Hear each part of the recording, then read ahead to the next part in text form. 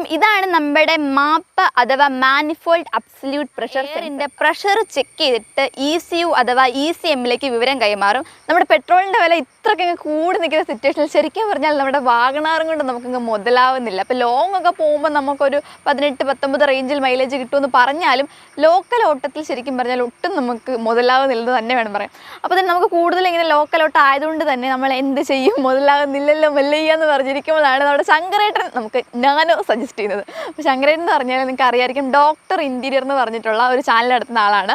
അപ്പോൾ ശങ്കരേട്ടൻ്റെ കയ്യിൽ നേരത്തെ ഇരുന്ന വണ്ടിയാണ്, ആളിപ്പോൾ റെഡിഗോയാണ് ഉപയോഗിക്കുന്നത്. അപ്പോൾ അതിന് നല്ല മൈലേജ് ഉള്ളതുകൊണ്ട് തന്നെ ആൾക്കിപ്പോൾ നാനോയുടെ ആവശ്യമില്ല. അപ്പോൾ നമ്മളോട് പറഞ്ഞു വണ്ടി വന്ന് എടുത്തിട്ട് പൊക്കോളാൻ പറഞ്ഞു. അപ്പോൾ നമ്മളോട് അപ്പം തന്നെ പറഞ്ഞൊരു കാര്യമുണ്ട്, വണ്ടിക്ക് ചെറിയൊരു കംപ്ലയിൻ്റ് ഉണ്ട്, കാരണം ഓവർ ഹീറ്റ് ഇഷ്യൂ നല്ലപോലെ ഉണ്ട്, നിങ്ങൾ കൊണ്ടുപോയി നന്നാക്കി എടുത്തോ എന്ന് പറഞ്ഞ് നമുക്കിതങ്ങ് തന്നു. അപ്പം ഞാൻ ഇന്നിപ്പോൾ നിങ്ങളോട് പറയാൻ പോകുന്നത്, നമ്മൾ ഈ നാനോ എടുത്തിട്ട് ഇതിന് ഈ ഓവർ ഹീറ്റ് ഇഷ്യൂ ആയിട്ട് ബന്ധപ്പെട്ട് നമ്മൾ എന്തൊക്കെ ഇതിൻ്റെ ക്ലിയർ ചെയ്തു, എത്രമാത്രം ഏകദേശം അതിന് വേണ്ടിയിട്ട് നമുക്ക് കാശ് ചിലവായി. ഇപ്പം നാനോ എടുക്കാനായിട്ട് ആഗ്രഹിക്കുന്ന ഒരാൾക്ക്, ഈവൻ ഇപ്പോൾ സെക്കൻഡ് ഹാൻഡ് വണ്ടിയായിട്ട് വല്ലതും നിങ്ങൾ എടുക്കാൻ ആഗ്രഹിക്കുന്ന ഒരു വണ്ടിയാണെന്നുണ്ടെങ്കിൽ നിങ്ങൾക്ക് മുതലാവുന്ന ഒരു വണ്ടിയാണ്. പിന്നെ ചെറുതായിട്ട് ഇതിൻ്റെ മൈലേജ് സൈഡ് എല്ലാം ഒന്ന് പറഞ്ഞ് നമുക്ക് മൊത്തത്തിലൊരു യൂസർ റിവ്യൂ എന്നൊന്നും പറയത്തില്ലായിരുന്നു, ഞങ്ങൾ ജസ്റ്റ് എടുത്തിട്ടല്ലേ ഉള്ളൂ. അപ്പോൾ മൊത്തത്തിൽ എന്തായാലും നിങ്ങൾക്ക് ഉപകാരപ്പെടുന്ന ഒരു വീഡിയോ ആയിരിക്കും. ഇതൊക്കെയാണ് ഞാൻ പറയാൻ വന്നത്. അപ്പോൾ welcome to a new video of queen on wheels. ഈ നാനോ ശരിക്കും നമുക്ക് 2012 രജിസ്ട്രേഷനാണ്. അപ്പോൾ ശങ്കരേട്ടനും ഇത് സെക്കൻഡ് ഹാൻഡ് മേടിച്ചാണ്. അതിനുശേഷം ഇപ്പോൾ ഇതിൻ്റെ പ്രസൻറ്റ് സിറ്റുവേഷൻ എന്ന് പറഞ്ഞാൽ ഒരു 83,000 കിലോമീറ്റർ ഓടിയിട്ടുണ്ട്. അപ്പോൾ ഞാൻ പറഞ്ഞല്ലോ, ഓൾറെഡി നമ്മളോട് പറഞ്ഞായിരുന്നു ഇങ്ങനെ ഒരു ഓവർ ഹീറ്റ് ഇഷ്യൂ ഉണ്ടെന്നൊക്കെ. അപ്പോൾ അവരും ഇതെന്താണെന്ന് അറിയാനായിട്ടൊക്കെ കുറേ മെക്കാനിക്കിനെയൊക്കെ കൊണ്ടുപോയി കാണിച്ചു. പക്ഷേ ആർക്കും ഇത് ഐഡൻറ്റിഫൈ ചെയ്യാനായിട്ടൊന്നും പറ്റിയിട്ടുണ്ടായിരുന്നില്ല. അങ്ങനെ നമ്മുടെ കിട്ടുന്നു. അപ്പോൾ നമുക്ക് വേറൊരു ടാസ്ക് എന്ന് പറഞ്ഞാൽ എന്താണ്, അവരുടെ അടുത്താണ് കിടക്കുന്നത് വണ്ടി, അവരുടെ വീട്ടിൽ കിടക്കുന്ന വണ്ടി നമുക്ക് നമ്മുടെ വീട്ടിലോട്ട് കൊണ്ടുവരണം. ഏകദേശം ഒരു 10-20-27 കിലോമീറ്റർ ഡിഫറൻസ് ഉണ്ട്.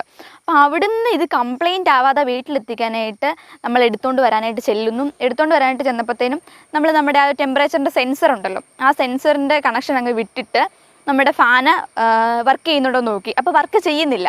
സാധാരണ ആ ഒരു സിറ്റുവേഷനിൽ നമ്മുടെ ഫാൻ ഓക്കെ ആണെങ്കിൽ വർക്ക് ചെയ്യേണ്ടതാണ്. അപ്പോൾ നമുക്ക് മനസ്സിലായി ഫാനിന് എന്തോ കംപ്ലയിൻ്റ് ആയിട്ടാണെന്ന് മനസ്സിലായി. അങ്ങനെ നമ്മൾ ഫാൻ ചെറുതായിട്ടൊന്ന് തട്ടി വിട്ട് കറക്കി നോക്കി. അപ്പോഴത്തേനും പയ്യെ അതൊന്ന് കറങ്ങാനായിട്ട് തുടങ്ങി. അതായത് ഫാനിന് തന്നെ ലോഡ് എടുത്ത് കറങ്ങാനുള്ളൊരു ശേഷി ഇല്ലായിരുന്നതായിരുന്നു അപ്പോഴത്തെ കംപ്ലയിൻറ്റ്. എന്തായാലും നമ്മൾ ആ ഒരു സിറ്റുവേഷനിൽ നമ്മുടെ വീട് വരെ വണ്ടി എത്തിച്ചു. പക്ഷേ വീട്ടിൽ വന്നപ്പോഴത്തേനും ഫാൻ അങ്ങനെ ത്രൂ ആയിട്ട് ഫുൾ ഇങ്ങനെ റൺ ചെയ്തുകൊണ്ടിരുന്നതുകൊണ്ട് തന്നെ വീട്ടിലെത്തിയതോടെ ആളുടെ കംപ്ലീറ്റ് പരിപാടി കഴിഞ്ഞ് ഫുള്ളായിട്ട് ഡാമേജ് ആയി. അപ്പം നമുക്ക് അടുത്ത ദിവസം തന്നെ, രാത്രിയാണ് വണ്ടി വന്നത്, തൊട്ടടുത്ത ദിവസം തന്നെ നമ്മൾ ഫാൻ മാറി വെച്ചു. അപ്പം മേ ബി കഴിഞ്ഞ ദിവസം അതിനുണ്ടായ ഇഷ്യൂ എന്ന് പറഞ്ഞാൽ ഫാനിൻ്റെ കോയിലോ അങ്ങനെ എന്തെങ്കിലും കംപ്ലയിൻ്റ് ആയതുകൊണ്ടായിരിക്കും ഫാൻ വർക്കാവാതിരുന്നത് പ്രോപ്പറായിട്ട്. അപ്പോൾ എന്തായാലും നമ്മൾ ഫാൻ മാറിയതോടെ ആ ഇഷ്യൂ പരിഹരിച്ച് കിട്ടി. അതായത് ഫാൻ നല്ലപോലായി മാറി വെച്ചല്ലോ. അപ്പം നമ്മൾ അടുത്തായിട്ട് നമ്മുടെ കയ്യിലൊരു OBD ടൂൾ ഉണ്ടായിരുന്നു. അപ്പോൾ ഞാൻ ഇതിനൊരു വീഡിയോ ചെയ്തിട്ടുണ്ട് OBDയെക്കുറിച്ച്, കണ്ടിട്ടില്ലാത്തവരാണ് നോക്കുക. അപ്പോൾ നമ്മൾ OBD കണക്ട് ചെയ്തിട്ട് നമ്മൾ നോക്കി എന്താണ് വണ്ടിയുടെ ഇഷ്യൂ എന്ന് നോക്കി. അപ്പോഴത്തേനും കാണിച്ചെന്ന് പറഞ്ഞാൽ നമ്മുടെ ഓക്സിജൻ സെൻസറിൻ്റെ ഒരു കംപ്ലയിൻറ്റ് കാണിച്ചു. ആ ഒരു കംപ്ലയിൻറ്റ് കാണിച്ചപ്പോൾ നമ്മൾ നേരെ നമ്മുടെ അടുത്തുള്ള ഒരു അരുൺ ചേട്ടൻ്റെ വർക്ക്ഷോപ്പിൽ വണ്ടി കൊണ്ടുപോയി. അപ്പം ചേട്ടൻ അവിടുന്ന് നമ്മുടെ സ്കാനറെ നോക്കിയിട്ട് അപ്പോഴും കിട്ടിയത് നമുക്ക് OBDയിൽ കിട്ടിയ സെയിം റിസൾട്ട് അവിടെയും കിട്ടുന്നത്. എന്നിട്ട് ചേട്ടൻ തന്നെ അവിടുന്ന് ആ ഒരു ഫോൾട്ട് ക്ലിയർ ചെയ്ത് വിട്ടു. പക്ഷേ എന്നിട്ടും പിന്നീട് നമ്മൾ OBD കണക്ട് ചെയ്തപ്പം ഒരു ഫോൾട്ടും കൂടെ ഉണ്ടായിരുന്നു, മാപ്പ് സെൻസറിൻ്റെ. അപ്പോൾ അത് ഞാനിപ്പം പറഞ്ഞു വരാം. അപ്പോൾ ഞാൻ പറഞ്ഞല്ലോ, ആദ്യം ഉണ്ടായിരുന്ന ഫാനിൻ്റെ ഇഷ്യൂ നമ്മൾ ക്ലിയർ ചെയ്തു, നമ്മുടെ ഓക്സിജൻ സെൻസറിൻ്റെ ഇഷ്യൂ ക്ലിയർ ചെയ്തു. അപ്പോൾ മൂന്നാമതായിട്ട് നമുക്ക് വന്നതാണ് ഈ മാപ്പ് സെൻസറിൻ്റെ ഒരു ഫോൾട്ട് കിടന്നത്. അപ്പോൾ ഈ മാപ്പ് സെൻസർ എന്നാന്ന് വെച്ചാൽ മാനിഫോൾഡ് അബ്സല്യൂട്ട് പ്രഷർ സെൻസർ. അപ്പം ഞാനത് മാറി വെച്ചിട്ടുണ്ട്. അപ്പം ഇതാണ് നമ്മുടെ മാപ്പ് അഥവാ മാനിഫോൾഡ് അബ്സല്യൂട്ട് പ്രഷർ സെൻസർ. അപ്പം ഇതെന്തിനാന്ന് വെച്ചാൽ നമ്മുടെ ഇൻടേക്ക് മാനിഫോൾഡ് ഉണ്ടല്ലോ, ഇൻടേക്ക് മാനിഫോൾഡിലായിരിക്കും അപ്പോൾ ഇതിൻ്റെ സ്ഥാനം, അത് ഓർത്ത് വെച്ചേക്കാം. അപ്പം ഇൻടേക്ക് മാനിഫോൾഡിലേക്ക് കടന്നെത്തുന്ന എയറിൻ്റെ പ്രഷർ ചെക്ക് ചെയ്തിട്ട് ECU അഥവാ ECMലേക്ക് വിവരം കൈമാറും. അപ്പോൾ ECM അടുത്തതായിട്ട് എഞ്ചിനിലേക്ക് ഇത്രമാത്രം എയർ വരുന്നുണ്ടല്ലോ, അപ്പം അതിനാനുപാതികമായിട്ടുള്ള ഫ്യൂവൽ ഇഞ്ചെക്ട് ചെയ്യാനായിട്ട് സഹായിക്കും. അപ്പം അതിന് വേണ്ടിയിട്ട്, അതായത് കറക്റ്റായിട്ടുള്ള ഫ്യൂവൽ ആൻഡ് അതായത് എയർ ഫ്യൂവൽ റേഷ്യോ സെറ്റ് ചെയ്യാനായിട്ടാണ് നമ്മൾ ഈ ഒരു മാപ്പ് സെൻസർ ഉപയോഗിക്കുന്നത്. അപ്പോൾ നിങ്ങൾക്ക് തോന്നും ഈ മാപ്പ് സെൻസർ പോലെ നിങ്ങൾ വേറെ എന്തോ ഒരു പേര് കേട്ടിട്ടില്ലെന്ന്. കേട്ടിട്ടുണ്ടോ? മാപ്പ് സെൻസർ, അതായത് മാസ് എയർ ഫ്ലോ സെൻസർ. ശരിക്കും അത് വർക്ക് ചെയ്യുന്നത് ശരിക്കും അവിടുത്തെ ഹീറ്റിനെ അടിസ്ഥാനമാക്കിയാണ്. അത് 2 ടൈപ്പ് വരുന്നുണ്ട്. നമുക്ക് ഹീറ്റ് വയറും അതുപോലെ തന്നെ ഹീറ്റ് ഫിലിമും വരുന്നുണ്ട്. അതിലേക്ക് ഞാൻ കൂടുതലായിട്ട് പോകുന്നില്ല. ശരിക്കും പറഞ്ഞാൽ മാപ്പിനെക്കാട്ടിലും അക്യുറേറ്റ് ആയിട്ടുള്ളതാണ് നമ്മുടെ മാസ് എയർ ഫ്ലോ സെൻസർ. പിന്നെ ഇത് 2 ഉപയോഗിക്കുന്ന വണ്ടികളും ഉണ്ട് കേട്ടോ. ഓക്കെ, അതവിടെ നിൽക്കട്ടെ. നമ്മൾ പറഞ്ഞു തന്നത് ഈ ഒരു സെൻസറിനെ കുറിച്ചാണ്. അപ്പം നമുക്ക് മൂന്നാമതായിട്ട് നമ്മുടെ നാനോയ്ക്ക് കാണിച്ച പ്രശ്നം എന്തായിരുന്നു? ഈ ഒരു സെൻസർ ഈ ഒരു കുഞ്ഞൻ സെൻസറിൻ്റെ. അപ്പോൾ അങ്ങനെ നമ്മൾ ഇത് ലൊക്കേറ്റ് ചെയ്യുന്നത് നമ്മുടെ നാനോയിൽ നമ്മുടെ ഈ ഒരു ബാക്ക് സീറ്റില്ലേ, നമ്മൾ ആ ബാക്ക് സീറ്റ് എല്ലാം മാറിയിട്ട് അവിടെ ചെറിയൊരു കവറുണ്ട്, അതും എടുത്ത് മാറ്റിയാൽ നമുക്ക് നമ്മുടെ ആ ഒരു മാനിഫോൾഡിൻ്റെ അവിടെ കാണാം.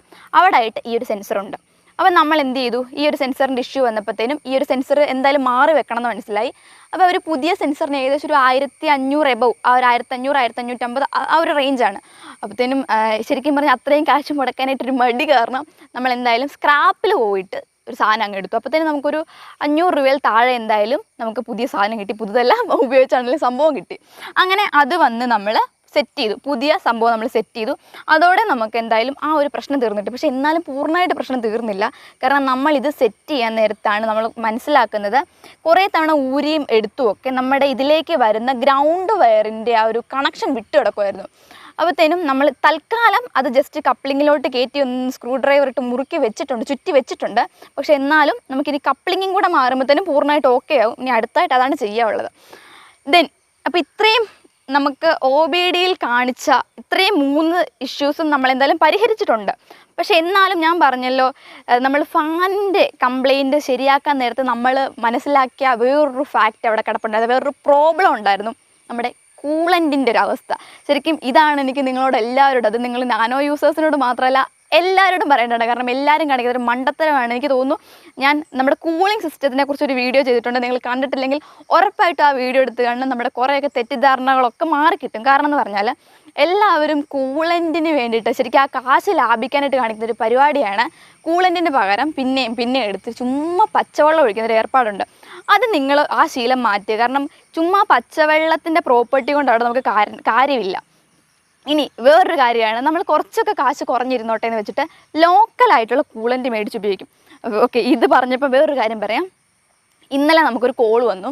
അപ്പം ആ വിളിച്ച ചേട്ടൻ പറഞ്ഞത് ആൾ പുതിയൊരു കൂളൻ്റ് ഒഴിച്ചു വണ്ടിയിൽ. ഏകദേശം ഒരു 5000 കിലോമീറ്റർ ഓടിയിട്ടേ ഉള്ളൂ, കൂളൻറ്റിൻ്റെ കളർ അങ്ങ് പോയിന്ന്. അതായത് ട്രാൻസ്പെറൻ്റ് ആയി, ചുമ്മാ ഇപ്പോൾ കണ്ടാൽ ഒരു പച്ചവെള്ളമായിട്ട് സാമ്യതയുള്ള ഇതിട്ട് കിടക്കുക. അപ്പോൾ ആൾ പറഞ്ഞ് എന്നെ ഇങ്ങനെയൊക്കെ ചോദിച്ചു. സംഭവം ഇത്രേ ഉള്ളൂ, അതിലൊരു ലോക്കൽ കൂളൻ്റാണ്, നമുക്ക് അപ്പോഴേ മനസ്സിലായി. അതായത് ഇപ്പം കുറേ നമ്മുടെ ഈ മാർക്കറ്റിൽ കുറേ ഉഡായിപ്പ് അങ്ങനെ തന്നെ പറയാം, അങ്ങനെയുള്ള കൂളൻറ്റുകൾ വരുന്നുണ്ട്. അപ്പോൾ അവർ കാണിക്കുന്ന പരിപാടി എന്ന് പറഞ്ഞാൽ നിറത്തിന് വേണ്ടിയിട്ട് എന്തെങ്കിലും ഒരു ആർട്ടിഫിഷ്യൽ കളർ ചേർക്കും. അപ്പോൾ എന്താണ്, ഇതിങ്ങനെ ചൂടാകുമ്പോഴത്തേനും അതിൻ്റെ ആ കളർ അങ്ങ് പോവും, ചുമ്മാ പച്ചവെള്ളം പോലെ കിടക്കും. അപ്പം നമ്മൾ ഉറപ്പായിട്ടും കൂളൻറ്റ് നമ്മുടെ വാഹനത്തിന് വേണ്ടിയിട്ട് സെലക്ട് ചെയ്യുമ്പം അത്യാവശ്യം നല്ല ബ്രാൻഡ് തന്നെ നോക്കി മേടിക്കുക. അപ്പം നമുക്കിപ്പം ഞാൻ പറഞ്ഞല്ലോ, നമ്മുടെ നാനോയിലെയും കൂളൻറ്റിൻ്റെ അവസ്ഥ മോശമാണ്. അപ്പോൾ നമ്മൾ എന്തായാലും കൂളൻ്റ് ചെയ്യാനായിട്ട് പോവാം. അപ്പോൾ ചേഞ്ച് ചെയ്യാനായിട്ട് നമ്മൾ ടൊറൻ്റ് എന്ന് പറഞ്ഞ ബ്രാൻഡിൻ്റെ കൂളൻ്റാണ് മേടിച്ചിട്ടുള്ളത്. അപ്പോൾ എന്തായാലും ഇത് സെപ്പറേറ്റ് ആയിട്ട് കൂളൻറ്റിനെ കുറിച്ചും അതുപോലെ തന്നെ ഇതിൻ്റെ ചേഞ്ചിനെ കുറിച്ചും ഞാനൊരു സെപ്പറേറ്റ് വീഡിയോ ചെയ്യുന്നുണ്ട്. കാരണം കുറേ ആൾക്കാർക്ക് അറിയത്തില്ല സംഭവമാണ്. അപ്പോൾ കൂളൻ്റ് ചേഞ്ച് എത്ര കിലോമീറ്ററിൽ വേണം കൂളൻ്റ് ചേഞ്ച് എന്നൊക്കെ പ്രോപ്പറായിട്ടുള്ളൊരു വീഡിയോ നമ്മൾ എന്തായാലും ഉടനെ തന്നെ ഇടുന്നതായിരിക്കും. ഇത്രയാണ് നമ്മൾ നാനോ എടുത്തിട്ട് നമുക്ക് വന്ന പ്രശ്നങ്ങളും നമ്മൾ പരിഹരിച്ച പ്രശ്നങ്ങളും ഒക്കെ. ഇനി അടുത്തായിട്ട് ഞാൻ പറഞ്ഞ മെയിൻ ടോപ്പിക്, അതായത് നമ്മുടെ നാനോ എടുക്കാനായിട്ട് ആഗ്രഹിക്കുന്നവർക്ക് പറ്റിയ ഒരു വണ്ടിയാണോ, അപ്പം എന്തെങ്കിലും ആ ഒരു രീതിക്ക് ഒരു യൂസർ എന്ന നിലയ്ക്ക് എന്തെങ്കിലും പ്രശ്നങ്ങൾ തോന്നിയിട്ടുണ്ടോ, അങ്ങനെയൊക്കെ പറയുവാണെന്നുണ്ടെങ്കിൽ തോന്നിയ ഒരു പ്രശ്നം, ശരിക്കും നല്ല സ്പീഡ് കയറുന്ന ഒരു വണ്ടിയാണ്, വേണമെങ്കിൽ ഒരു 80-90 ആ ഒരു റേഞ്ചൊക്കെ മര്യാദയ്ക്ക് ഓടിക്കാം. പക്ഷേ പ്രശ്നം എന്ന് പറഞ്ഞാൽ ഈ ഒരു നല്ല സ്പീഡിൽ പോയിട്ട് ബ്രേക്ക് ചെയ്യുമ്പം നിങ്ങൾ നല്ല ഡിസ്റ്റൻസ് ഇട്ട് ബ്രേക്ക് ചെയ്യാനായിട്ട് നോക്കുക. കാരണം എന്ന് പറഞ്ഞാൽ ഒരു കുഞ്ഞൻ വണ്ടി അധികം വെയിറ്റ് ഒന്നും ഇല്ലാത്ത കൊണ്ട് തന്നെ പെട്ടെന്നൊരു സഡൻ ബ്രേക്കിംഗ് സ്പീഡിൽ വരുമ്പോഴത്തേനും നിരങ്ങും. സോ നിങ്ങൾ അതിൽ എന്തായാലും കെയർഫുള്ളായിട്ട് ആ ഒരു കാര്യം നോക്കണം. പിന്നെ പറയേണ്ട വേറൊരു കാര്യം എന്ന് പറഞ്ഞാൽ മൈലേജ്. അതാണല്ലോ നമുക്ക് മെയിനായിട്ട് ഞാൻ തുടക്കത്തിൽ ഇൻട്രോയിൽ വരെ ഞാൻ പറഞ്ഞു വെച്ച പോയിന്റ്, മൈലേജ്. അപ്പം നമുക്ക് ഇപ്പോൾ ശങ്കരേട്ടൻ നമ്മളോട് പറഞ്ഞൊരു 10-25 മൈലേജ് കിട്ടുന്ന ഒരു വണ്ടിയാണ്. അപ്പം നമുക്കും ഇപ്പോൾ എടുത്തിട്ട് കുഴപ്പമില്ല, നമുക്ക് എന്തായാലും മൈലേജ് ഇനി മുന്നോട്ട് ചെക്ക് ചെയ്തിട്ട് ഞാൻ നിങ്ങളോട് പറയാം. പിന്നെ എന്താണ് വേറെ പറയേണ്ടത്, ഇപ്പം പവർ സ്റ്റിയറിംഗ് ഒന്നും അല്ല കേട്ടോ. ശരിക്കും എനിക്കിപ്പം നമ്മുടെ വാഗണാർ ഒരു ബേസ് മോഡലാണെന്ന് പറഞ്ഞാലും ഇപ്പം പവർ സ്റ്റിയറിങ്ങും പവർ വിൻഡോയും കാര്യങ്ങളെല്ലാം ഉള്ളതുകൊണ്ട് പെട്ടെന്ന് എനിക്ക് ഇതിലോട്ട് വന്നപ്പോഴത്തേനും ഇതൊന്നും ഇല്ലാത്തതിൻ്റെ പെട്ടെന്നൊരിത് വന്നു. പക്ഷേ എന്നാലും കുഴപ്പമില്ല, നമ്മുടെ ഒരു ബഡ്ജറ്റ് കാറിൻ്റെ ഒരു സെഗ്മെൻറ്റിലോട്ട് വരുമ്പോഴത്തേനും ഇതൊന്നും വലിയൊരു പോരായ്മയായിട്ട് നമുക്ക് പരിഗണിക്കാനായിട്ടില്ല. പിന്നെ ഇതിൻ്റെ AC അത്യാവശ്യം നല്ല ചിൽഡ് AC ആണ്, അതും ഒന്നും പറയാനില്ല. പിന്നെ ഈ ചെറിയ ഒരു ഏരിയ ഉള്ളതുകൊണ്ട് തന്നെ നമുക്ക് പുറകിലോട്ട് വെൻ്റ് ഇല്ലെങ്കിൽ പോലും പുറകിലിരിക്കുന്നവർക്ക് നല്ല തണുപ്പും കാര്യങ്ങളും കിട്ടും. അടുത്തായിട്ട് പറയേണ്ട ഇതിൻ്റെ ഒരു പ്ലസ് പോയിന്റ് എന്ന് പറഞ്ഞാൽ ഈ കുഞ്ഞൻ വണ്ടിയിലെ വലിയ സ്പേസിൻ്റെ കാര്യമാണ്. കാരണം എന്ന് പറഞ്ഞാൽ നമ്മൾ സാധാരണയായിട്ട് ഒരു സ്മോൾ ഫാമിലിക്ക് വേണ്ടിയിട്ട് ഒരു ബഡ്ജറ്റ് കാറ് നമ്മൾ ചൂസ് ചെയ്യുമ്പോഴത്തേന് പെട്ടെന്ന് നമ്മുടെ മനസ്സിലോട്ട് വരുന്ന ഓപ്ഷൻ എന്താണ്, 800 ഓൾട്ടോ അങ്ങനെയുള്ള വാഹനമായിരിക്കും. പക്ഷേ അതിനേക്കാളൊക്കെ അത്രയ്ക്ക് സ്പേഷ്യസ് ആയിട്ടുള്ളൊരു ഇൻറ്റീരിയറാണ് നമുക്ക് നാനോയിൽ കിട്ടുന്നത്. സോ നിങ്ങൾക്ക് സ്പേസിനെ കൂടെ പരിഗണിക്കുന്ന ഒരാളാണെന്നുണ്ടെങ്കിൽ നിങ്ങൾക്ക് നാനോ എന്തായാലും ഒരു ബെറ്റർ ഓപ്ഷൻ തന്നെ ആയിരിക്കും. അപ്പോൾ സ്പേസ് പറയുമ്പോൾ തന്നെ നിങ്ങൾക്ക് മനസ്സിലാവും അത്യാവശ്യം നല്ല ഡീസൻ്റ് അല്ല, എനിക്കെന്ന് പറയുമ്പോൾ അതിലും കൂടുതലുണ്ട് ഹെഡ് റൂമും ലെഗ് റൂമും. അതുപോലെ തന്നെ ഇതിൻ്റെ സീറ്റിങ്ങിൻ്റെ കാര്യം പറയണം കേട്ടോ. കാരണം ഞാനിപ്പോൾ ഉപയോഗിച്ചുകൊണ്ടിരിക്കുന്ന വാഗണാറാണല്ലോ.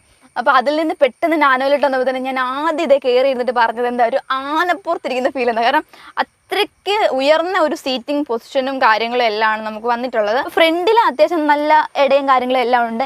ഇനിയിപ്പോൾ നമുക്ക് ബാക്ക് സൈഡ്, ഇപ്പം ബാക്ക് റോയിലോട്ട് പോകുമ്പോഴത്തേനും ആദ്യം തന്നെ പറയേണ്ടതെന്ന് പറഞ്ഞാൽ ഈ ഡോറ് ഓൾമോസ്റ്റ് ഒരു 90 ഡിഗ്രിയോളം നമുക്ക് തുറക്കാൻ പറ്റുന്നതാണ്. അതുകൊണ്ട് ഇപ്പം വീട്ടിലുള്ള ആൾക്കാർക്ക് ഇപ്പം അകത്തേക്ക് ഇച്ചിരി പ്രായമുള്ളവർക്കാണെങ്കിലും കയറാനായിട്ട് ഭയങ്കര എളുപ്പമാണ്.